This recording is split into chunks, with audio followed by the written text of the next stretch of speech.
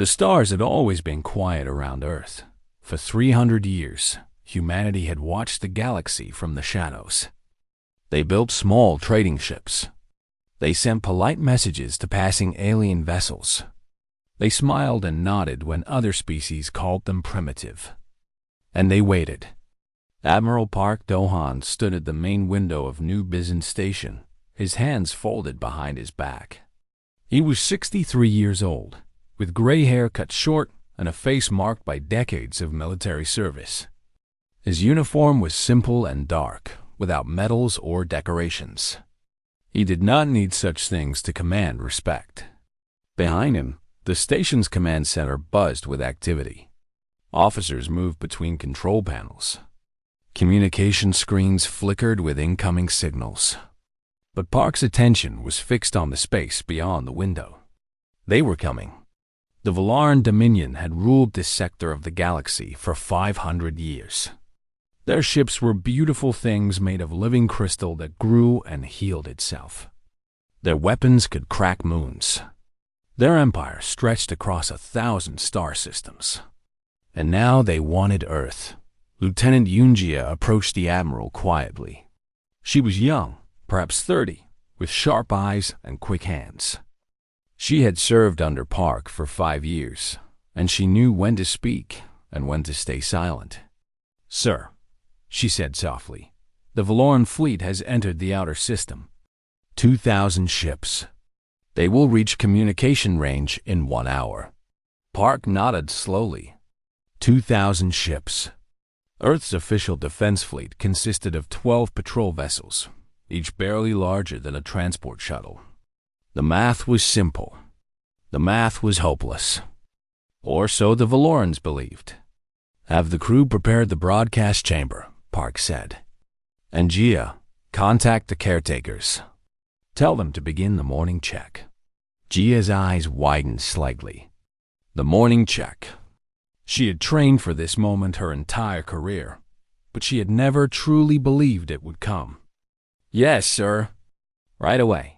She hurried off, her boots clicking against the metal floor. Park remained at the window. Beyond the station, floating in the darkness of space, he could see them. The old ships. The graveyard fleet. 47 vessels hung in the void like sleeping giants. They were massive, each one larger than a small moon. Their hulls were dark and rough, covered in what looked like rust and decay. Some had scaffolding attached to their sides, as if repairs had been abandoned centuries ago. Others had strange growths on their surfaces, vegetation that had somehow survived in the vacuum of space. To any observer, they looked like wreckage, ancient monuments to a failed civilization, museum pieces that had been left to rot in the cold emptiness between worlds. The Valarans would look at these ships and laugh. Park almost smiled. Almost. 1 hour later, the Valaran fleet stopped at the edge of Earth's system. A communication request came through, and Park accepted it from the broadcast chamber. The room was small and simple, with a single chair facing a large screen. The face that appeared on the screen was not human. Ambassador Tellus of the Valaran Dominion was an insectoid being, tall and thin, with 4 arms and wings that shimmered like oil on water. His eyes were compound, made of thousands of tiny lenses, and they studied Park with obvious contempt. "Human," Tila said. The translation came through flat and mechanical, but the mockery in his voice was clear.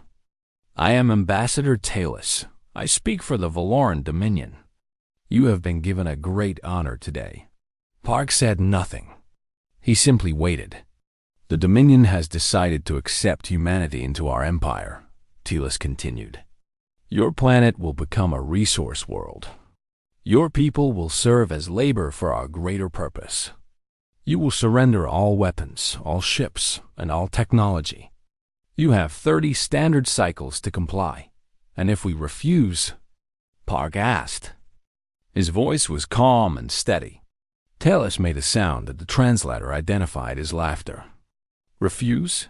Human, we have 2,000 warships in your system. Your species has barely mastered basic space travel. You have no fleet. You have no weapons. You have nothing. We have the old ships, Park said quietly. There was a pause. Telis tilted his head, his compound eyes flickering. The old ships? You mean those wrecks floating near your station? The ambassador laughed again, longer this time. We scanned those vessels when we entered the system. They are dead, empty. Their reactors have been cold for centuries. Some of them don't even have complete hulls. You are correct, Park agreed. They have not moved in 300 years. Then why do you mention them? Park leaned forward slightly. Because they were not built to fight aliens, Ambassador. They were built to fight us. They were built during a time when humanity was its own worst enemy. When we created weapons so terrible that we almost ended ourselves. Telis's wings folded with impatience. Ancient history. Primitive warfare. This means nothing to the Dominion. Perhaps, Park said, but those ships were designed to survive the end of the world. They were built to keep fighting when everything else was gone. They were meant to be the last thing standing when the fire stopped burning. Behind Park, Lieutenant Yunjia entered the room quietly. She handed him a small tablet and left without a word. Park glanced at the screen. A simple message glowed on the tablet. Mooring check complete. All systems green. Ambassador Telis, Park said, looking back at the screen. I will give you one chance. Take your fleet and leave this system. Do not return. Do not threaten Earth again. The Valoran ambassador stared at him. For a long moment, he seemed unable to process what he had heard. Then he began to laugh. It was a harsh clicking sound that went on and on. You threaten us? Telis finally managed. You with your dead ships and your primitive technology? Human, you are nothing. Your species is nothing. In 30 cycles, your world will burn, and your people will learn their place in the galaxy. The transmission ended. Park sat in silence for a moment. Then he stood and walked to the window of the broadcast chamber. From here, he could see the graveyard fleet, the old ships, the sleeping giants. He pressed a button on his communicator. Jia, yes, Admiral? Begin the awakening protocol. There was a moment of silence. Then Jia's voice came back, tight with emotion. Understood, sir. Beginning awakening protocol now. Somewhere in the darkness of space, deep within the hull of the ancient battleship Eternal Dawn, a light flickered. It was small at first, barely visible. But it grew, and it spread. One by one, across all 47 ships, systems that had slept for 300 years began to stir. Reactors hummed. Circuits connected. Computers booted for the first time since humanity had nearly destroyed itself. The graveyard was waking up, and the Valorans had no idea what they had done. The Eternal Dawn had been sleeping for 300 years. Deep inside the massive ship, in a reactor room the size of a sports stadium, Chief Engineer Beek Selman watched as ancient machines came back to life. The room was cold, so cold that her breath made clouds in the air. But the cold was fading. The ship was warming up. Selman was 45 years old, with strong hands and grease stains on her uniform that never fully washed out. She had spent her entire adult life studying these old ships. She knew every system, every wire, every bolt. She had read manuals written by engineers who had died centuries ago. She had memorized repair procedures for machines that most people thought were myths. Now, finally, she would see if her knowledge was real. Primary reactor is coming online, she announced into her communicator. Her voice echoed in the vast space. Power levels at 12% and rising. Around her, a team of 30 engineers worked frantically. They checked connections, replaced old parts. and monitored screens that displayed information in languages that modern humans barely understood.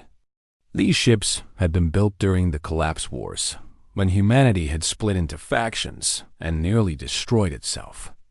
The engineers of that dark time had used different codes, different systems, different everything. Learning to read their work had been like learning the language of ghosts. 15%, Soman called out. 20%, 25%. The floor beneath her feet began to vibrate. It was a deep, low vibration, like the heartbeat of something enormous. Soman felt it in her bones. On the bridge of the Eternal Dawn, Admiral Park Do-hun watched the ship come alive. The bridge was circular, with dozens of control stations arranged in rings around a central command chair. Most of the stations were dark and empty, but one by one, they were lighting up. Lieutenant Kang Hyan sat at the tactical station, his young face lit by the glow of his screens. He was reading the ship's specifications as they loaded, and his expression grew more amazed with each passing second. "Sir," he said, his voice barely above a whisper, "these numbers cannot be correct." "They are correct," Park replied calmly. "But the main cannon. It says the yield is—" Kang swallowed hard. "Sir, this weapon could destroy a small planet." "Yes. And the armor plating is measured in kilometers." "Kilometers, sir. The entire ship is covered in armor that is 2 kilometers thick in some places." "Yes." Kang turned to look at the Admiral. "Why did we ever stop building ships like this?" Park was quiet for a moment. When he spoke, his voice was heavy with old memories. "Because we were afraid, Lieutenant. We built these ships during the worst time in human history. We built them to survive wars that would have ended our species. And when the wars finally stopped, we looked at what we had created, and we were terrified. Terrified of the ships, terrified of ourselves, terrified of what we had become. So we put the ships to sleep. We hid them. We let the galaxy think they were just old wrecks. And we hoped that we would never need them again." Lieutenant Yoongjia appeared at the bridge entrance. "Admiral, Engineer Beak reports that the reactor is at 60% and stable. She estimates full power in 2 hours." "Good. And the other ships?" 41 of the 47 ships are responding to the awakening protocol. The remaining 6 have damaged systems and will need more time." Park nodded. 41 ships against 2,000 Valoran vessels. The numbers were still against them, but the Valorans did not understand what these ships could do. Across the fleet, similar scenes were playing out. On the battleship Iron Resolve, Captain Shin Yoonji walked through corridors that had been silent for centuries. The ship smelled old, like dust and metal and time. But it was waking up. She could feel it in the way the lights flickered on as she passed. She could hear it in the hum of power flowing through ancient cables. Yoonji was 38, with short black hair and a scar on her left cheek from a training accident years ago. She had been chosen to command the Iron Resolve because she had spent more time studying the old ships than anyone else alive. She knew their history. She knew their power. And she knew their terrible purpose. "Captain," her first officer called over the communicator. "We have a message from the Eternal Dawn. Admiral Park wants all captains ready for a fleet briefing in 1 hour." "Understood," Yoonji replied. "How is our crew?" "Nervous, Captain. Most of them have never been on a ship this size. Some of them are having trouble believing that it is real." Yoonji allowed herself a small smile. "Tell them to believe it. These ships are very real. And soon the Valorans will learn just how real they are." On the Valoran command ship, Ambassador Telis was feeling pleased with himself. His fleet was positioned around Earth's system, cutting off all escape routes. In 30 cycles, the humans would surrender, and he would claim another world for the Dominion. Commander Cho Taiwan, leader of the Valoran Forward Scouts, approached the ambassador with a report tablet. Ambassador, our scouts have completed their survey of the human defenses. And, as expected, they have nothing. 12 small patrol ships, a few orbital stations, and those ancient wrecks near their main station. Telis clicked his mandibles in satisfaction. The wrecks. Did your scouts examine them closely? Yes, Ambassador. They are exactly what they appear to be. Dead ships. Empty hulls. Some of them have vegetation growing on their surfaces. They have not moved or shown any sign of power in recorded history. Excellent. Telis waved a dismissive hand. The humans mentioned these old ships as if they were some kind of threat. I believe they were trying to frighten us with ghost stories. Taiwan hesitated. There's one thing, Ambassador. Yes? Our scouts reported some minor energy readings from the wrecks. Very faint. Probably just residual radiation from old reactor cores, but it was not there when we first entered the system. Telis considered this for a moment, then shook his head. Old ships leak radiation as they decay. It means nothing. The humans are primitive and desperate. They will say anything to delay their inevitable surrender. Yes, Ambassador. But as Taiwan walked away, he felt a small seed of doubt in his mind. The energy readings had been faint, yes, but they had been growing. Back on the Eternal Dawn, Admiral Park stood before a holographic display showing all 47 ships of the graveyard fleet. 41 were now glowing green, indicating active status. 6 remained red, still dark and silent. Power levels across the fleet are now at 80%, Gia reported. All active ships report weapon systems charging. Navigation is online. Communication networks are synchronized. And Guardian? Park asked. Gia's expression became uncertain. Guardian is waking up, sir. But the eye has been dormant for 300 years. It may take time to fully activate. Guardian, the master artificial intelligence that had been built to coordinate the graveyard fleet. It was old beyond measure, created by engineers who had lived through humanity's darkest days. It had been designed to fight wars against enemies who thought the same way humans did. Enemies who lied, cheated, and used every dirty trick imaginable. The Valorans would not be prepared for Guardian. Sir, Kang spoke up from the tactical station.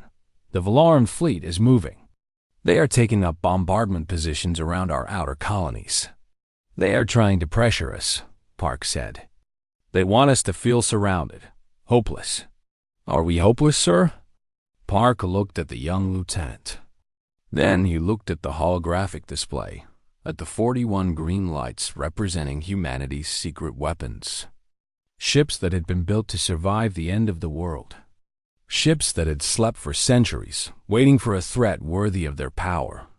No, Lieutenant, Park said quietly. We are not hopeless. We are ready. He pressed a button on the command console. His voice echoed across all 41 ships. All hands, this is Admiral Park. In a few hours, we will face an enemy that believes we are weak. They believe our ships are dead. They believe our species is primitive and helpless. Let them believe these things. Let them laugh at us. Because when our ships open fire, they will learn the truth. And the truth is this. Humanity built these vessels to survive our own worst nature. We built them to endure fire and death and the end of everything. The Valorans think they are the greatest threat we have ever faced. They are wrong. We have always been our own greatest threat. And we survived ourselves. We will survive them too. He released the button. On 41 bridges, crews stood at their stations.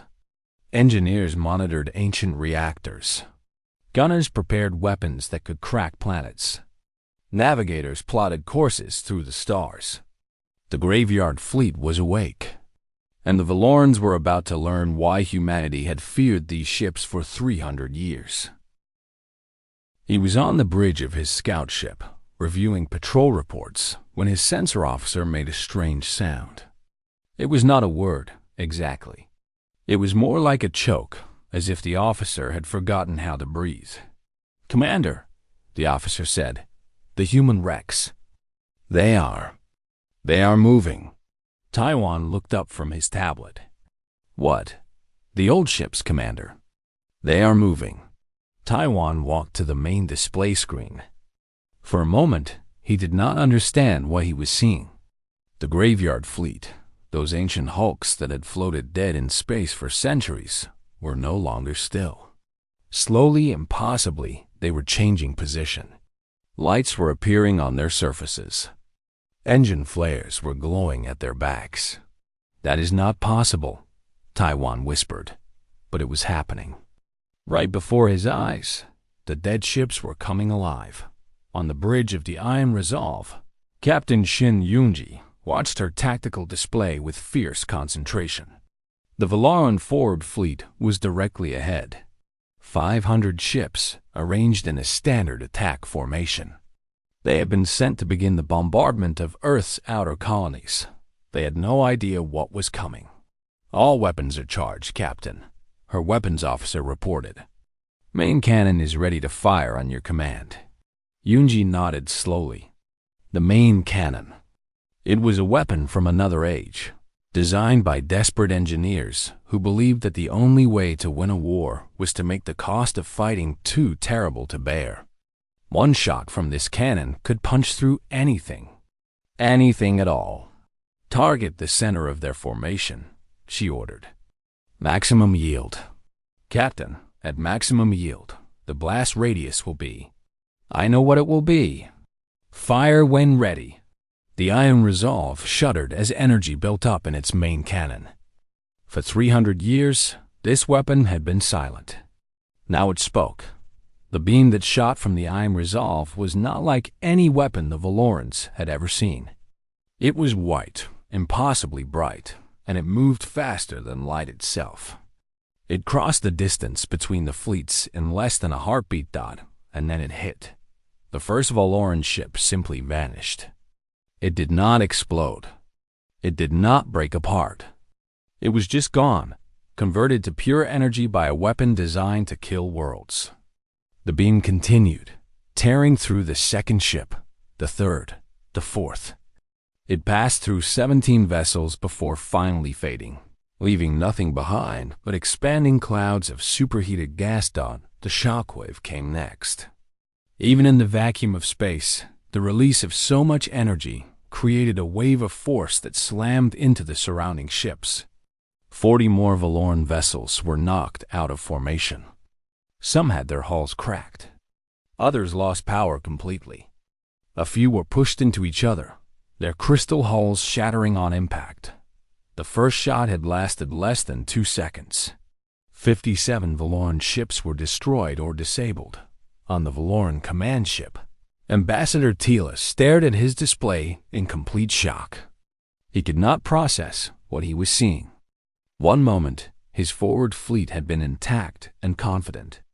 The next moment, 1/10 of them were gone. What happened? He demanded. What was that weapon? No one answered. No one knew. Another beam of light shot from the human fleet. This time, it came from a different ship, one of the other ancient vessels that had been waking up. Another path of destruction was carved through the Valoran formation. Another 20 ships disappeared. "All ships, evasive action." Tila screamed. "Spread out. Do not let them target multiple vessels." But the Valoran fleet was not designed for this kind of battle.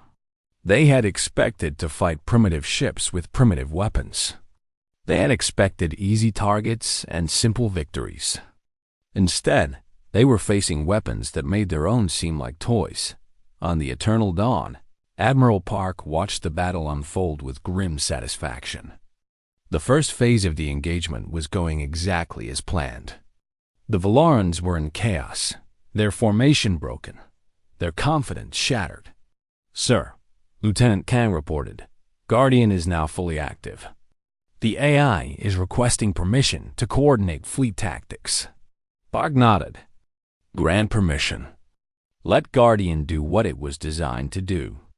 Deep within the Eternal Dawn's computer core, an ancient intelligence opened its eyes for the first time in 3 centuries. Guardian had been built during the Collapse Wars, when humanity's greatest enemies were other humans. It had been programmed to think like its creators. Paranoid, clever, and absolutely ruthless. Now it turned its attention to the Valoran fleet. The Valorans were predictable. Guardian analyzed their movements, their tactics, their patterns.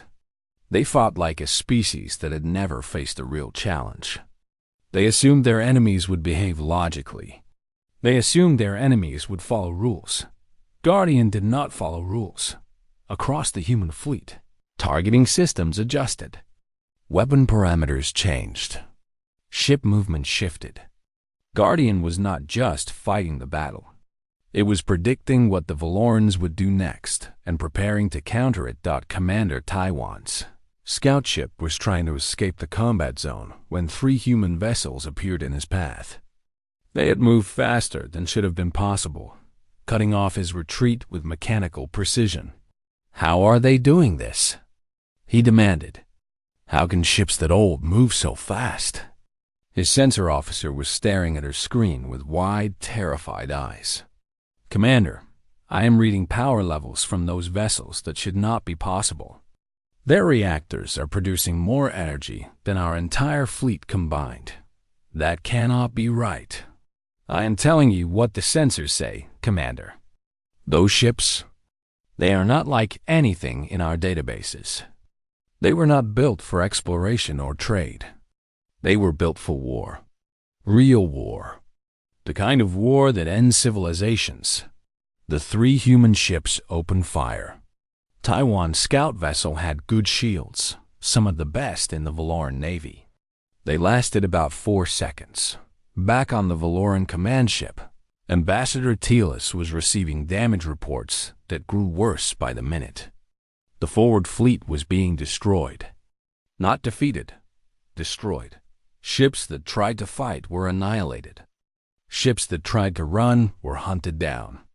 Ships that tried to surrender were ignored. Contact the humans. Telis ordered. Tell them we request a ceasefire. The communication was sent. For a long moment, there was no response. Then Admiral Park's face appeared on the screen. He looked exactly as he had before. Calm, steady, and completely unafraid. Ambassador Telis, Park said, you came to our system with 2,000 ships. You demanded our surrender. You called us primitive. You called our ships museum pieces. We. Telis struggled to find words. Did you really think we would fear you? Park asked quietly. Your species has ruled this sector for 500 years. In that time, you have never faced an enemy that could truly threaten you. You have forgotten what real war looks like. On the display behind Park, Telis could see the tactical overview. His forward fleet was being systematically destroyed. The human ships moved like predators, hunting and killing with terrible efficiency. We have not forgotten, Park continued. 300 years ago, we almost destroyed ourselves. We created weapons that could end our entire species. And then, somehow, we pulled back from the edge. We put our weapons to sleep. We hid our strength. We hoped we would never need them again. He leaned forward slightly. But we kept them, Ambassador. We maintained them. We trained crews to use them. Because we knew that someday, something would threaten us again. We just did not know it would be you. Please, Telis said. The word came out strange and broken. The Valoran had never begged before in his life. Please, stop this. We will leave. We will withdraw. You had your chance to leave, Park replied. I warned you. You laughed.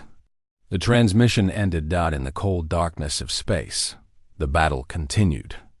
The Valoran forward fleet, 500 ships strong, was reduced to scattered survivors in less than 11 minutes. The ancient human vessels, the graveyard fleet, the sleeping giants proved that they had only been sleeping.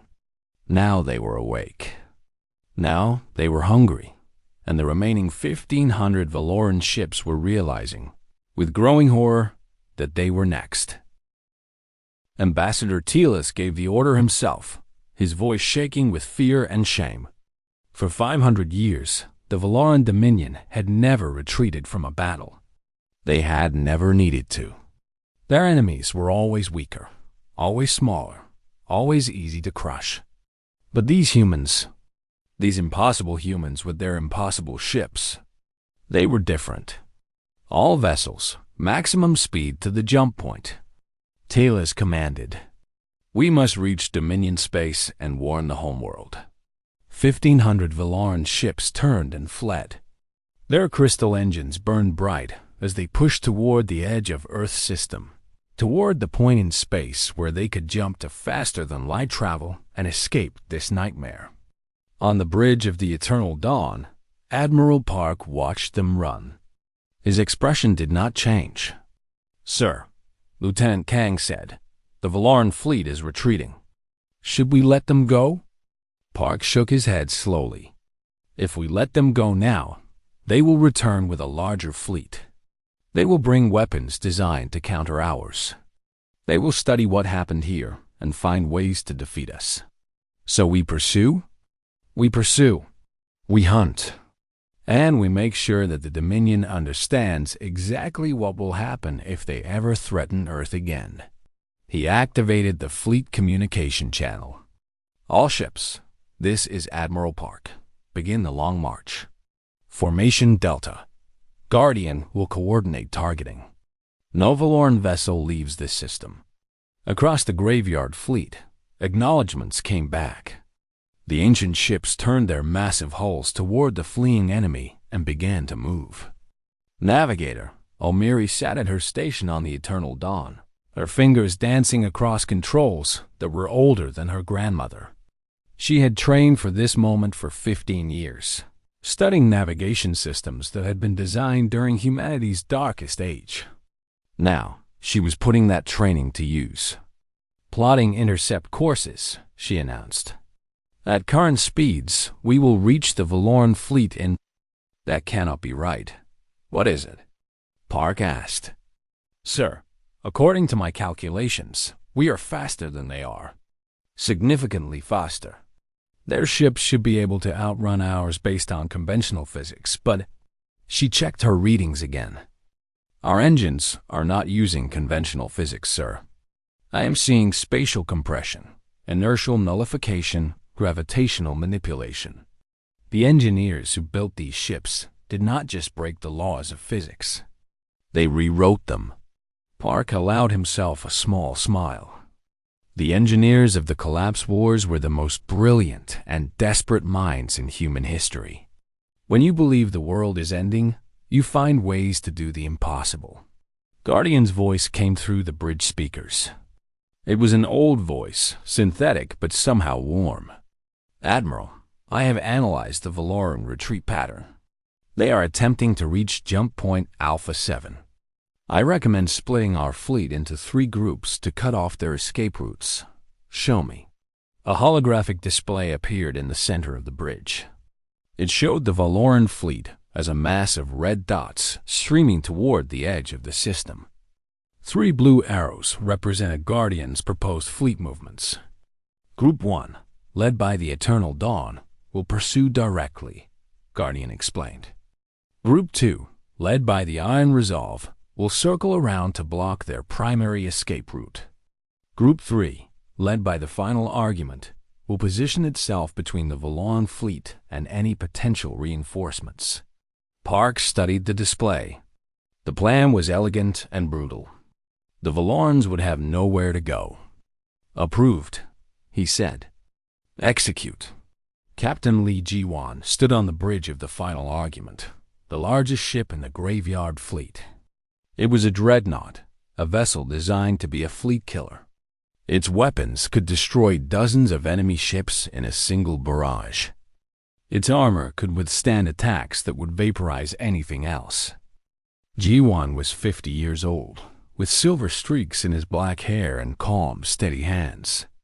He had commanded warships for 3 decades, but nothing had prepared him for this.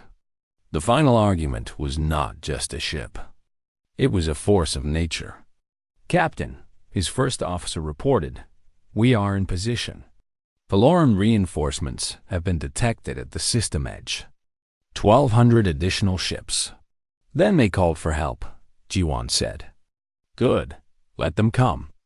Let them see what happens to those who threaten Earth." The final argument turned its guns toward the incoming reinforcements. When the Valorans arrived, they would find not helpless humans, but a wall of ancient fury waiting for them. Meanwhile, the main Valoran fleet was learning that escape was impossible. Captain Shin Yunji's Group 2 had circled around at speeds that defied explanation. The Iron Resolve and its accompanying vessels now blocked the jump point, their weapons charged and ready. The Valarans tried to change course, to find another way out, but there was none. They were trapped. Ambassador Telis stood on his command bridge, surrounded by officers who looked at him with frightened eyes. They wanted him to do something. They wanted him to save them. But he had no idea how. "Ambassador," his communication officer said, "we are receiving a transmission from the human flagship. Put it through." Admiral Park's face appeared on the screen. Behind him, Talis could see the bridge of the Eternal Dawn, fully active and alive with crew members at every station. This was not the primitive operation he had expected. This was a professional military force, highly trained and absolutely deadly. "Ambassador Telis," Park said, "your fleet is surrounded.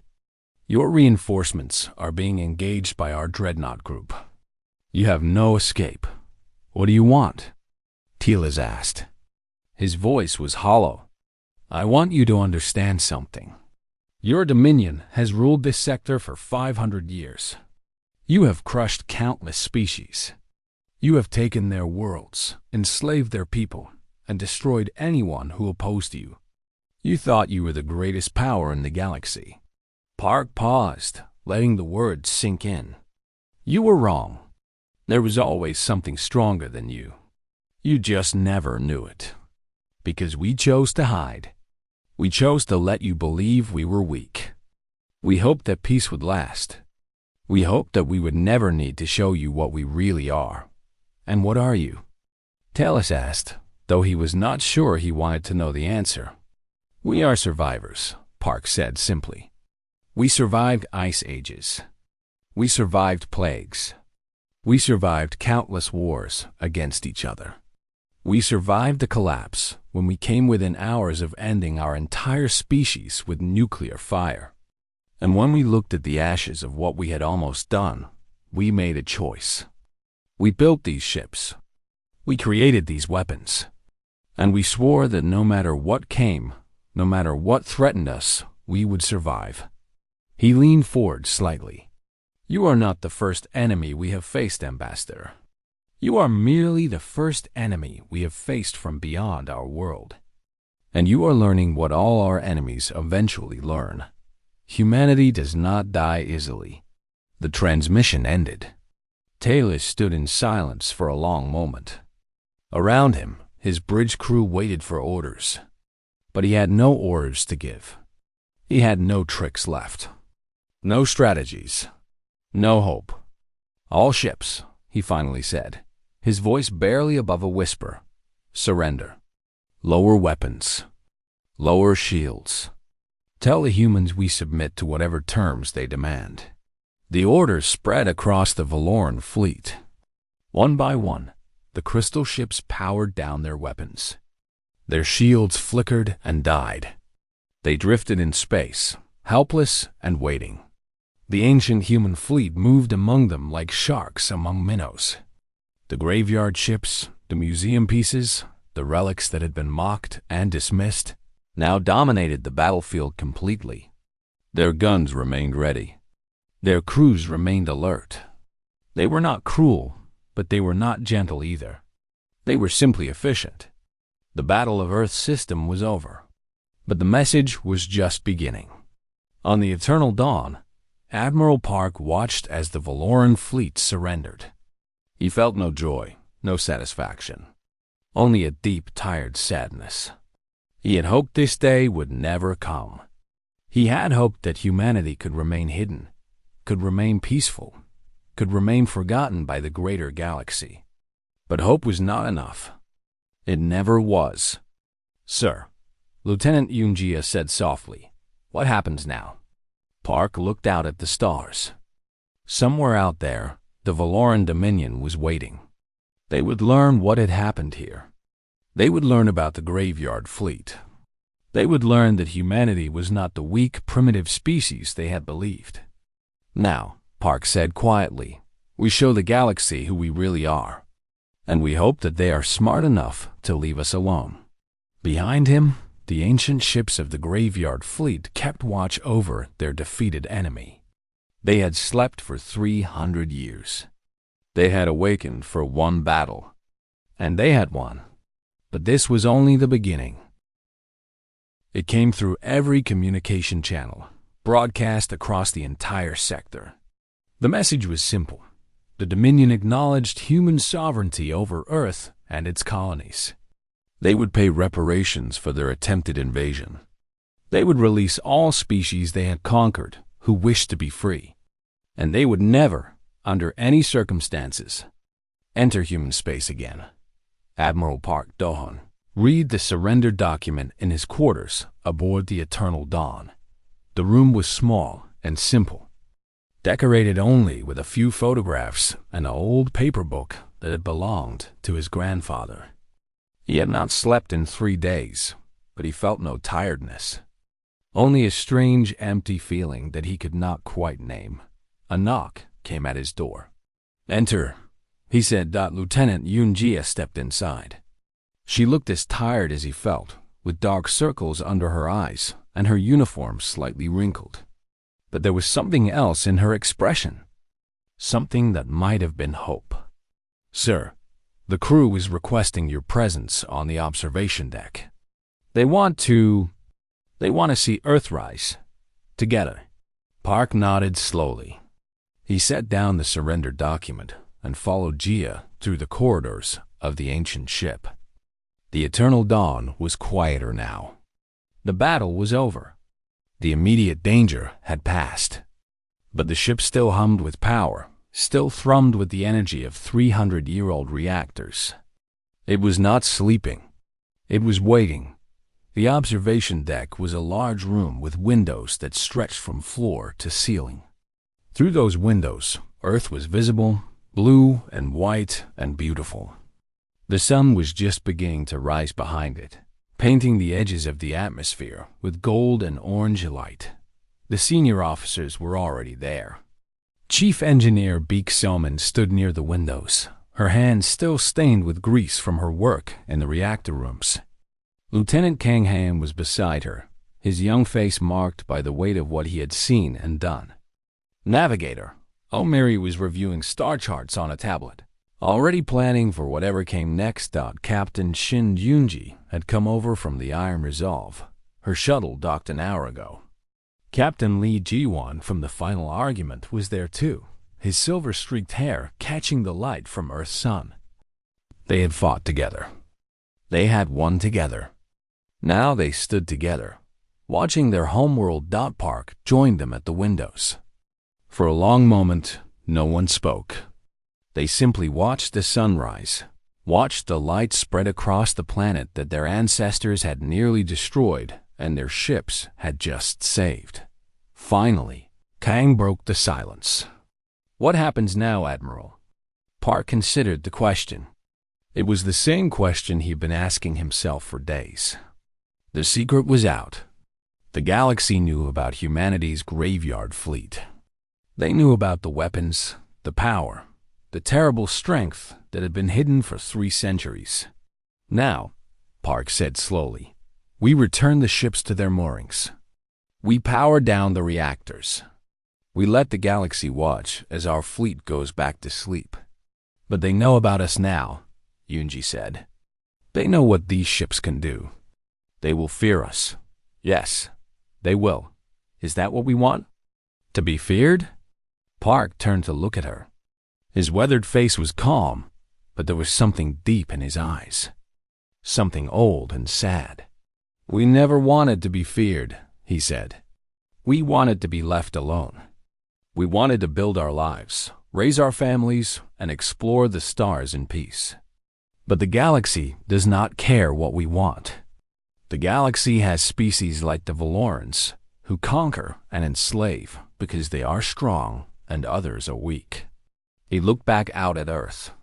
So we showed them that we are not weak. We showed them what happens when they threaten our home. And now they will leave us alone. Not because they respect us. Not because they like us. But because they are afraid of what we will do if they do not. There was silence again. Then Ji-won spoke, his deep voice thoughtful. My grandfather told me stories about the collapse wars, he said. He was a child when they ended. He remembered the fear, the destruction, the moment when humanity realized how close we had come to killing ourselves. He said that the day the wars ended was the happiest and saddest day of his life. Happy because we had survived. Sad because of what we had learned about ourselves.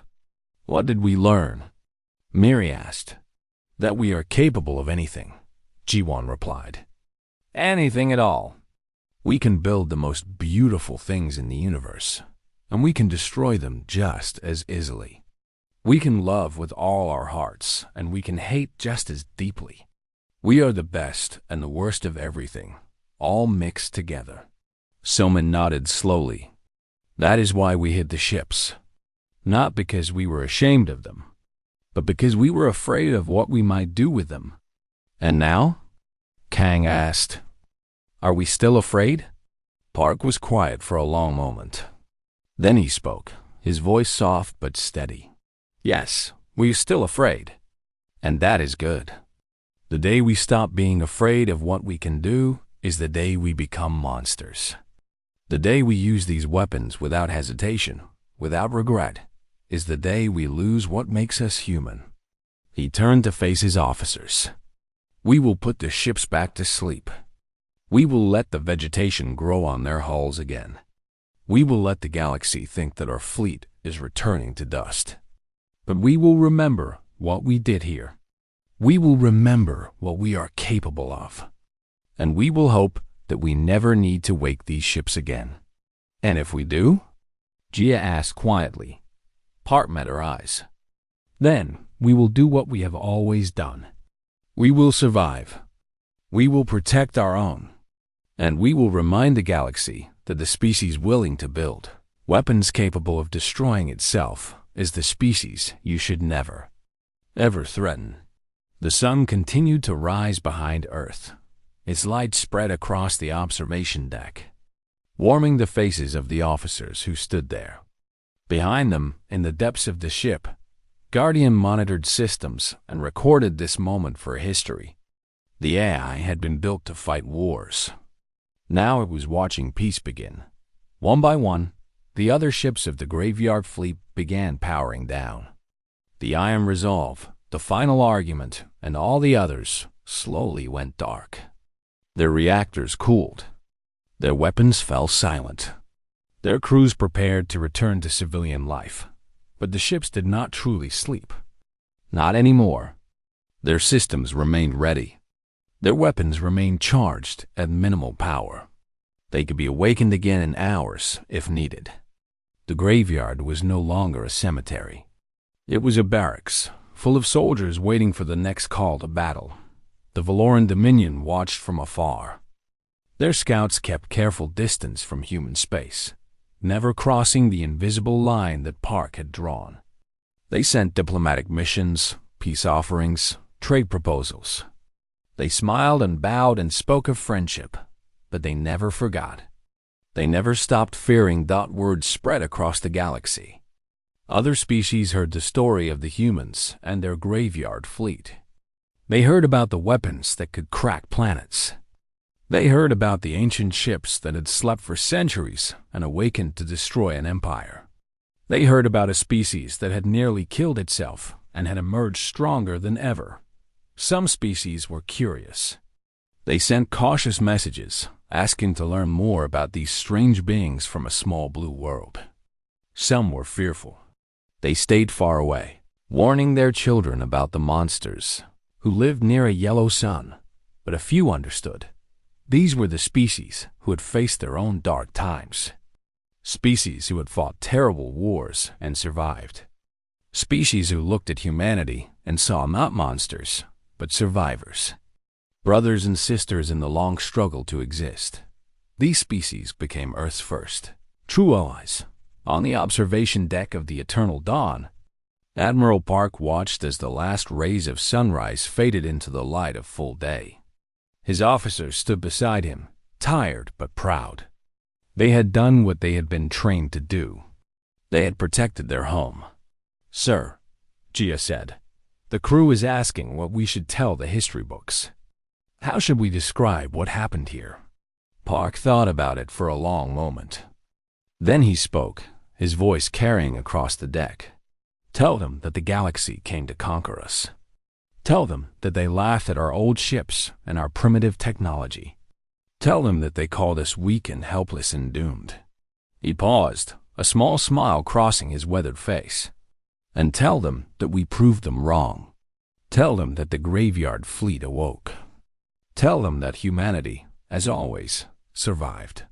He turned and walked toward the bridge, his boots echoing on the metal floor dot behind him through the observation windows. The ancient ships of the graveyard fleet floated in silence. They looked old and broken and dead. They looked like relics from a forgotten age, but they were waiting, and the galaxy had learned at last to let them sleep.